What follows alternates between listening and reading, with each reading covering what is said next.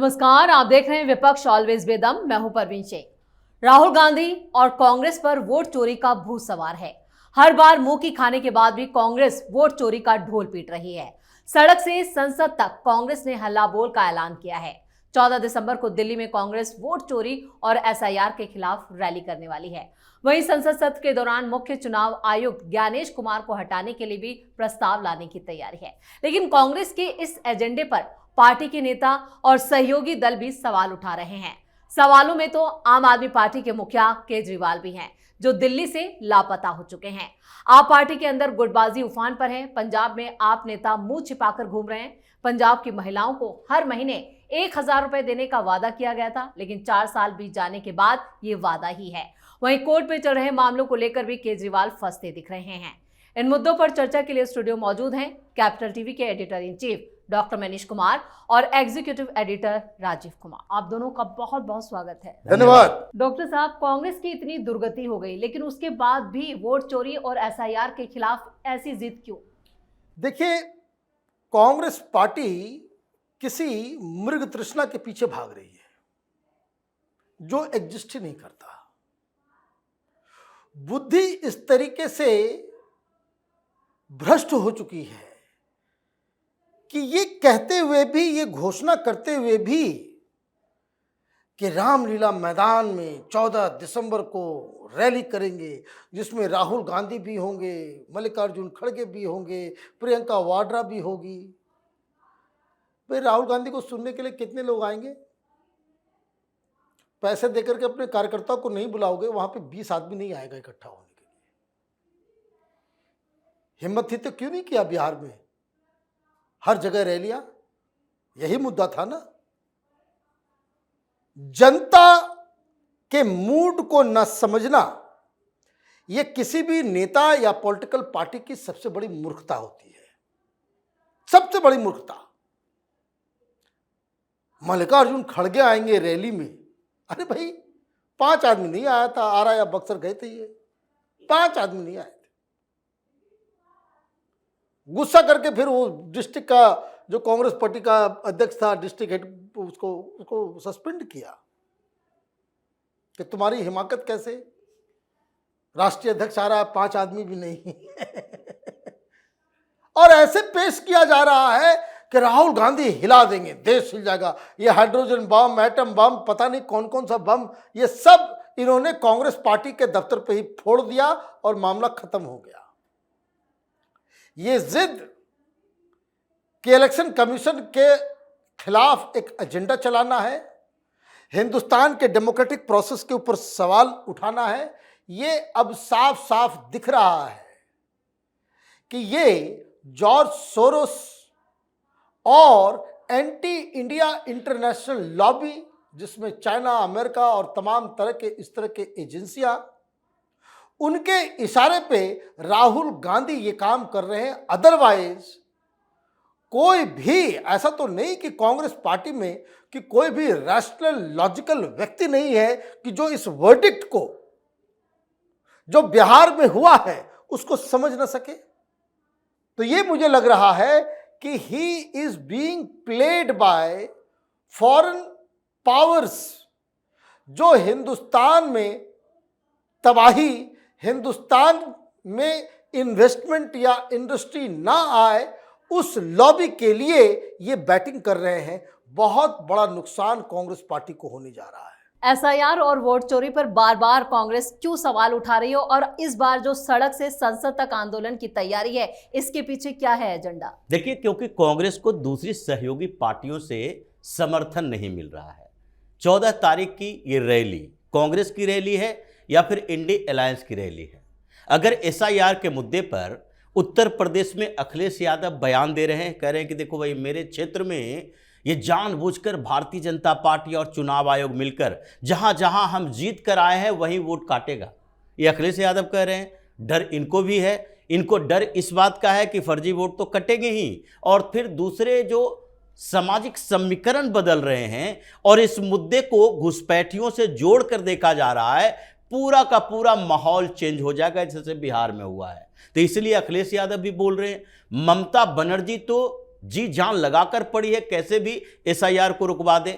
तो 14 तारीख को दिल्ली में रैली है, ये कांग्रेस शासित किसी प्रदेश में रैली नहीं है, ये चुनाव आयोग के खिलाफ, एसआईआर के खिलाफ, वोट चोरी के आधार पर ये रैली की गई है। तो न ममता बनर्जी यहां पर आ रही हैं, नहीं अखिलेश यादव को इनवाइट किया गया। ये तो कह रहे हैं कि हमारे सबसे बड़े बड़े नेता जितने हैं वो सारे आएंगे, मल्लिकार्जुन खड़गे, प्रियंका वाड्रा, राहुल गांधी, और अगर बाय द वे स्वास्थ्य ठीक रहा तो सोनिया गांधी भी आएगी। अब पता नहीं उनके स्वास्थ्य को क्या हो जाता है, अगर वो इंदिरा गांधी के समाधि स्थल पर जाना होगा तो स्वास्थ्य सही रहेगा, अगर बच्चों के साथ जाना होगा स्वास्थ्य सही रहेगा।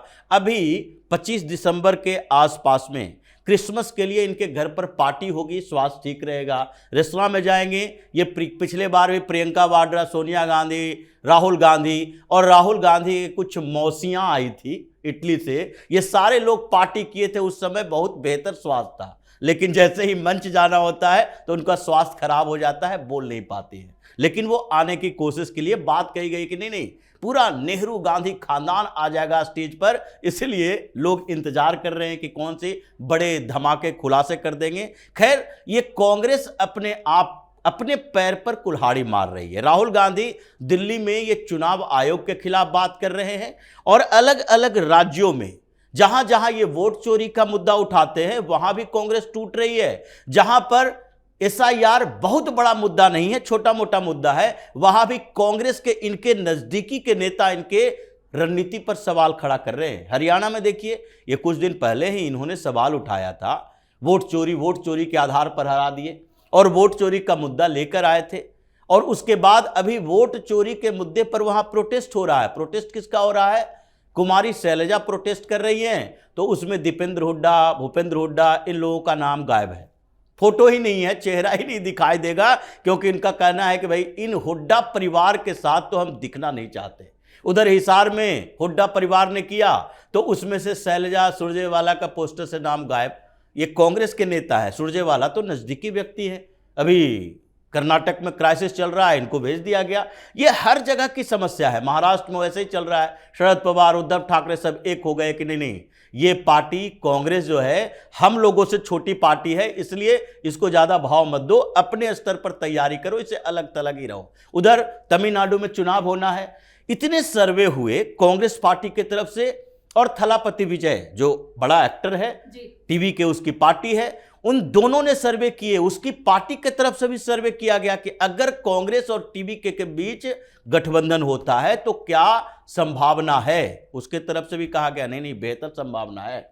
और इस बीच ये मनिकम टैगोर जो कांग्रेस के बड़े नेता राहुल गांधी के चहेते, वो कह रहे हैं कि भाई हमें तो सोचना चाहिए, लेकिन केंद्रीय नेतृत्व है जो समय पर फैसला लें, क्योंकि पिछले बार डीएमके के साथ हमने चुनाव लड़ा, बेहतर स्ट्राइक रेट रहा, तो इस बार सीटें ज्यादा मिलनी चाहिए। ये बिहार वाली स्थिति कि ज्यादा सीटें मिलनी चाहिए, और इसलिए अगर डीएमके के साथ गठबंधन नहीं होता है तो हमको आगे ऑप्शन देखना चाहिए, लेकिन इसमें जल्दीबाजी करें, ऐसा नहीं कि चुनाव आने तक टालते रहे। राहुल गांधी के बारे में कर रहे हैं, तो आप दिल्ली में ये प्रोपेगेंडा फैलाते रहो, संसद में प्रस्ताव लाते रहो, और राज्यों में आपकी इकाई बिखरती रहेगी, कांग्रेस धीरे धीरे और नीचे गिरता रहेगा, और हार की संख्या जो राहुल गांधी के ऊपर लगा है ना 55, 56, 58, वो 100 तक जब तक पूरा नहीं होगा तब तक राहुल गांधी संन्यास नहीं लेंगे राजनीति से।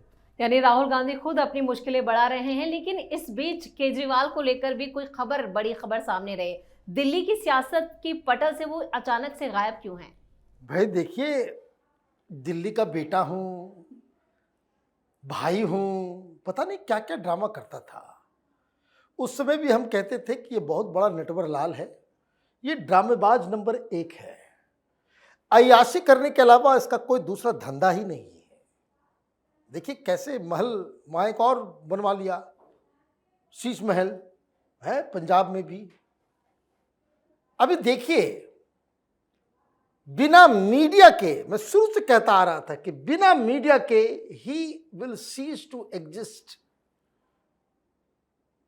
बिहार में पता नहीं कितने उम्मीदवार खड़े कर दिए, पैसे वैसे खा करके टिकट का सिंबल दे दिया होगा, प्रचार के लिए गया क्या? नेशनल पार्टी और चमचे और पत्रकार बहुत सारे लोग तो दलाली करते करते अब यूट्यूब चैनल चला रहे हैं, है ना। दलालों की फौज खड़ी कर दी थी। तो महान नेता मोदी को चैलेंज करने वाला किस राजनीतिक नाली में पड़ा हुआ है पता नहीं, किसी को गर्त में चला गया। भाई नेशनल पार्टी, भाई कुछ चोरी में पकड़ा गया शराब घोटाले में, कि हमें यही दीजिए, हम नेशनल पार्टी के अध्यक्ष हैं, दिल्ली में भी उसको घर चाहिए। बिहार में नेशनल पार्टी का है तो बिहार में तुम चुनाव लड़ रहे हो तो गए प्रचार के लिए। संजय सिंह पता नहीं कौन सा रैली वैली निकाल रहा है, राजीव ज्यादा बेहतर बतावेंगे अंदर की कहानी। वह क्यों नहीं जा रहा? छोड़िए इन बातों को। ये अपने हाथ से अपने पैर पे कुल्हाड़ी मार रहा है। अभी 30 तारीख को 12 वार्ड्स में दिल्ली में बाय इलेक्शंस है और ये आदमी कहीं नजर नहीं आ रहा है। मतलब कौन चाहेगा? हारना तो है। मतलब आप ये समझिए, ये तो राहुल गांधी से भी गया गुजरा है। राहुल चुनाव हारता है लेकिन कम से कम मेहनत जरूर करते हैं।